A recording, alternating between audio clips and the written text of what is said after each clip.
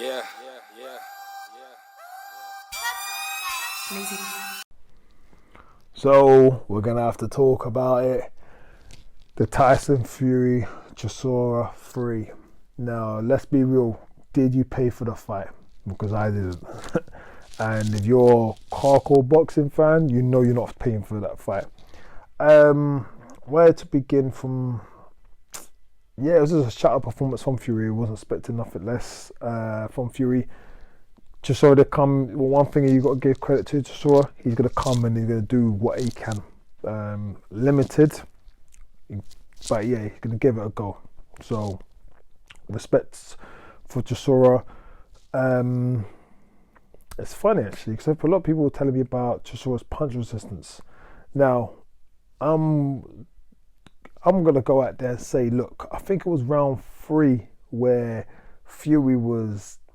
Yeah, it was actually, you could tell he was sitting on his shots. And then from round 3 to round 4, whatever it was, the round after that is when you could tell that Fury kind of let off. He took the back step. He wasn't as vicious as he was. So a lot of people also will refer to how the fight should have been pulled. Don Charles, look. Me personally, if you're telling me, I said that the fight should have been stopped from round 7 because it just looked that, there's no way Chisora even get that puncher's chance. That is my personal opinion. But Charles has been with man right from the beginning. He knows him. It's the same thing even with the Carlos Takam fight. When Takam was over Chisora, and I thought, nah, mate, this fight's done. Like Chisora's just on the ropes, hanging their life, and then what happened? Boom, land that shot, changed the whole outcome. Heavyweight boxing, but with this bout, he was not looking. He wasn't. There was a point where they like, nah, man, it's a full-gone conclusion. Like, he only had a puncher's chance, and that punch was gone within the third round. He's like, nah, the fight's done. Now,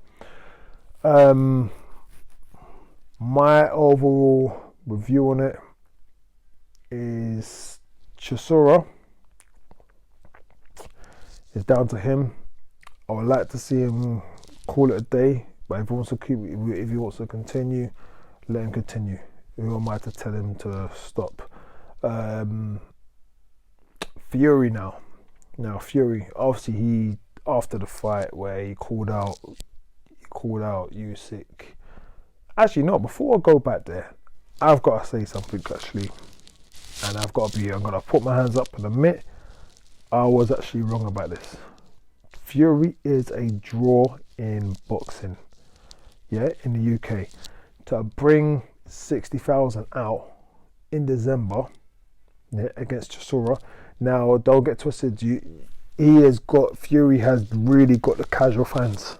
Like, that's a fact now. So you have to look at him. You have to look at him as a big draw. Now, hardcore boxing fans, we knew Wagwan with this bout. We knew like straight away there's only one outcome. But yeah. In all fairness, Fury is a draw. I don't know if I'll say he's a bigger draw than Joshua. Yeah, it's all up for debate. But one thing I can say is close. Fury is close. Like, it is either Joshua slightly ahead or they're both as level.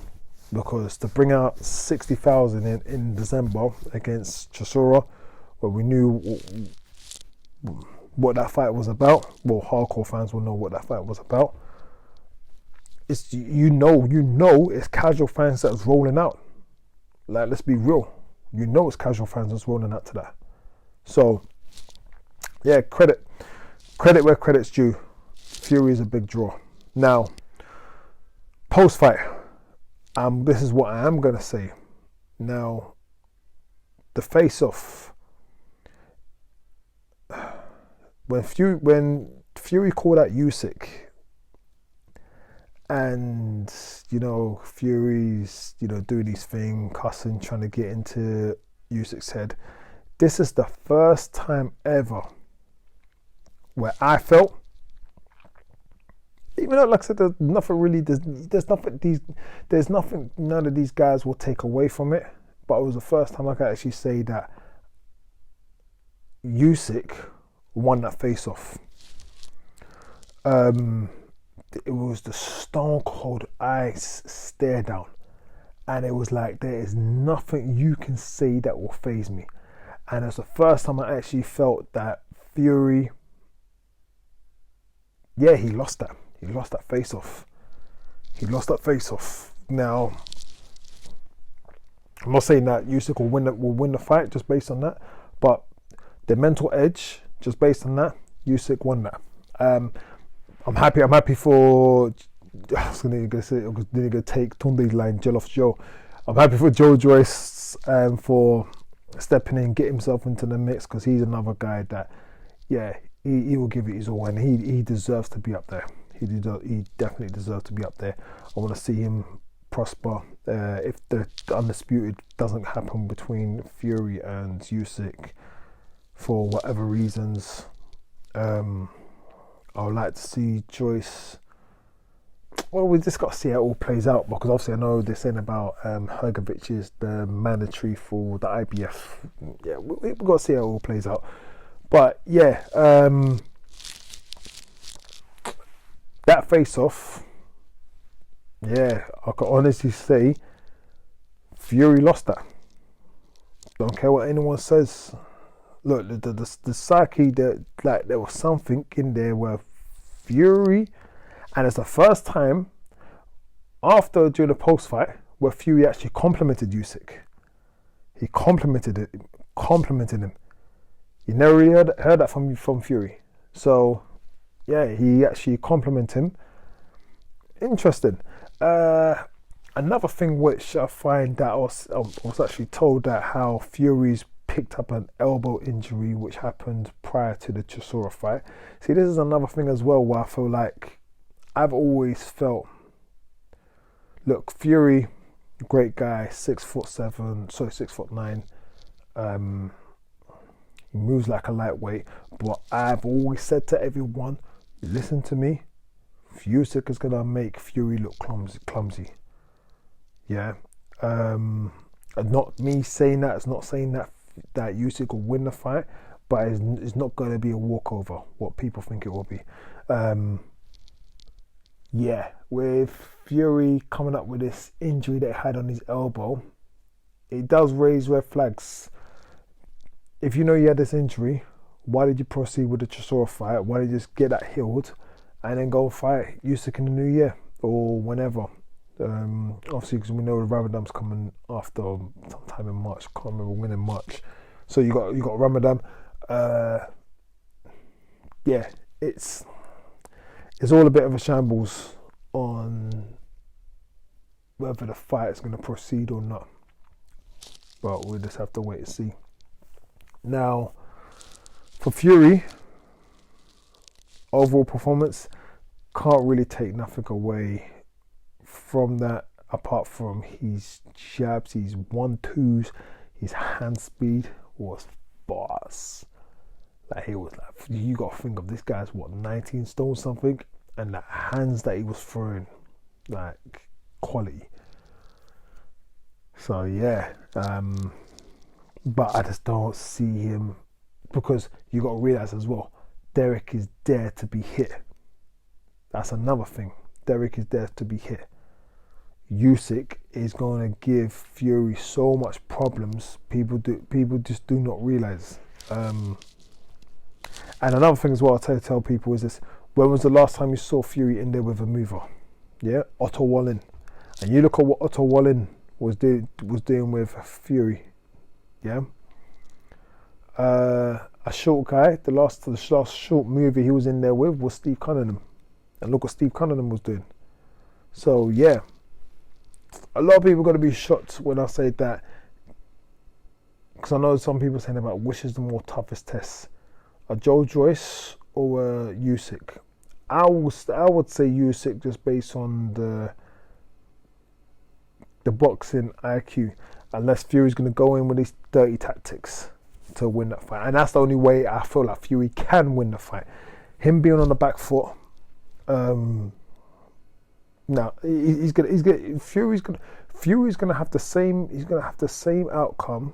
Like Fury has to take the fight to Usyk the same way how he done with Cunningham in the second Wilder fight. Yeah, you have to come.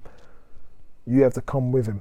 So now with the Joe Joyce fight, where that fight will be a lot different, I believe Fury there will have to be on the back foot, because I've always said to people, you see with Joe Joyce, like obviously if you're driving a manual car, I always refer to Joe Joyce as gear 4. So from round 1, the guy goes straight into gear 4, and he stays in that he will stay at that pace. He will sometimes shift into gear 5, gear 6, but he, like, when he's coming back, he come back down to gear 4. Now obviously you being an explosive fighter, you're someone who wants to, like, you know, you want little breaks in a round. Yeah, Joyce ain't giving you those breaks. You're working for those 3 minutes. You're working every single minute. Yeah, a lot of people talk about Joe Joyce's chin. Okay, he's took punches, but his chin is not what wows me. It's his engine, and this is what I tell people, bro. Like, out of all heavyweights in there, the last person generally you want to be in there with is a Joyce, because Joyce's engine is just ridiculous. Man is literally a gear 4 fighter, yeah, that will shift into gear 5 or 6 and he'll come back down to gear 4. But that is it. Man is you're working at a pace, so you have to keep up with him. And I can see Fury, because Fury does like his little feints, his little feints and all that kind of stuff there. But Fury, I just don't know, man. I just don't see Joyce biting those feints. Like, yeah, it will be a good fight, and it will pose a different type of threat. I feel with Joe Joyce, even with Usyk, my only thing with Joyce is, like I said, his leg. I know I'm coming off the topic now, but you know what? It's my channel. I'll do what I want. But it's like with Joyce, foot speed, great. I just don't know if he's able to land to Usyk, but I know Usyk is going to work every single second. This is another, especially when it comes to the late rounds. So, yeah. I know going off topic there. Yeah, so nothing much really to say about the Chisora Fury fight 3, other than I was wrong that I never knew how much of a pull Fury has in British boxing to the casual fan, because in all fairness, like I said, it's mainly casuals that will roll up to Fury fans, and casuals that will roll up to that fight. So yeah, actually, before I come off there now, I know it's completely off the subject, but we also have KSI. Now, what is KSI brothers doing for YouTube boxing? Big respect, kudos to him, kudos to all that. The Misfits team. They're doing a thing on the Zone. Yeah, obviously it's not really my cup of tea. It's not something that I watch, but I respect it. Anything like, listen, if it's drawing some kind of audience to boxing, I'm respecting it. So, but one thing I would say is, for man to say it was a terrible stoppage for what's his name? The Scottish ref for Loughman. Victor, yeah, you know his name.